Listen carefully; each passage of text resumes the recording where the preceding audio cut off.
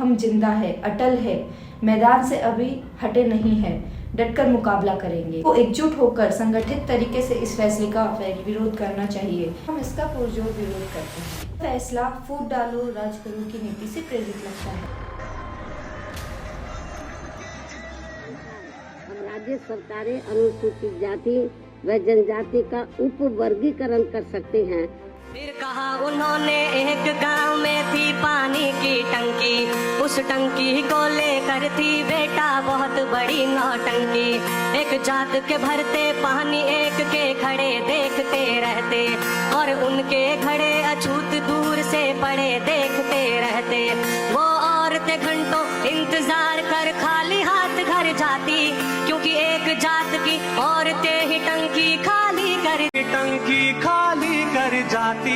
मैंने देखा होती जात खून और पानी और घड़ों की, बस जात नहीं होती दुनिया में पैसों और झगड़ों की।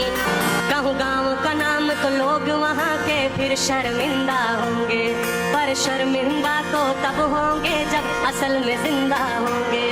जोहार, मेरा नाम है मधु मीना और आज हम एक महत्वपूर्ण मुद्दे पर बात करेंगे। जोहार, मेरा नाम है मधु मीना। हाल ही में सुप्रीम कोर्ट ने ST/SC वर्गों में उपवर्गीकरण किया है, जो कि असंवैधानिक है। यह फैसला फूट डालो राज करो की नीति से प्रेरित लगता है और हम इसका पुरजोर विरोध करते हैं। अभिनेता नाना पाटेकर जी भी ये बोलते हैं कि भाजपा सरकार हमेशा जातियों और धर्म पर राजनीति करती आई है।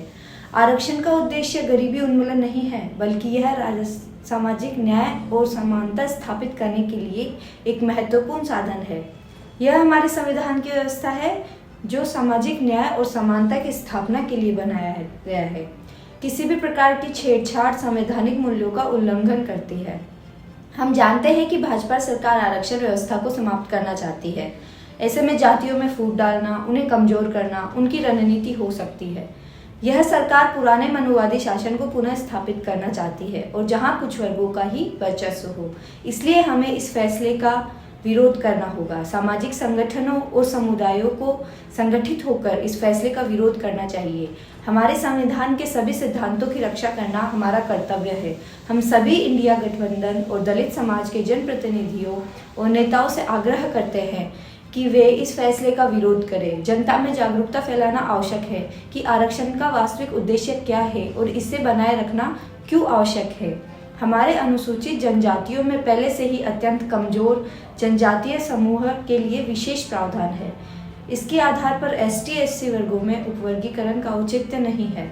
उपवर्गीकरण से समुदायों के विकास और कल्याण की नीतियों में बाधा आती है। इसलिए हम सभी को एकजुट होकर संगठित तरीके से इस फैसले का विरोध करना चाहिए, ताकि न्याय और समानता की रक्षा की जा सके। और अब इसी के साथ मैं आपको मुंशी प्रेमचंद जी की बात भी बताना चाहूँगी। लोग कहते हैं आंदोलन, प्रदर्शन, जुलूस निकालने से क्या होगा। इन सब से यह साबित होगा कि हम जिंदा है, अटल है, मैदान से अभी हटे नहीं है, डटकर मुकाबला करेंगे। धन्यवाद।